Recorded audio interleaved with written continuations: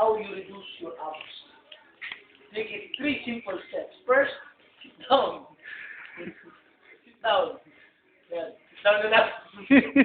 The second step, gamitin mo yung arms mo dito. Then, stretch your legs. Tapos, like, wow. Ay, huwag!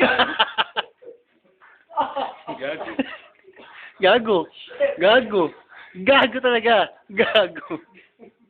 Hindi kaya ng body Do weight. not try this at home. Hindi kaya Pag kasi hindi ng mo body kaya, weight mo dun sa arms mo. Gago. Oo, talaga. Overweight Hindi ka. mo kaya. Pag di mo kaya, ito. Yung may bullet combination. Kaya ba ako nito? Uy, punta na mo. Hindi mo parang isang sako. Uy, bulong-bulong. Kaya pwede mo ipasok yung weight dito. Ako hindi. Favorite ko, like. Alam ko matutulog. Two. Kulang na lang, paikutin natin. Tumugan natin.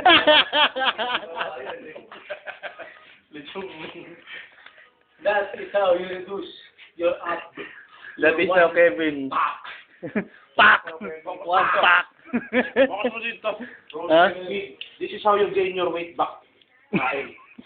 And this is how you lose your hair. This is how you roast the pig. Okay.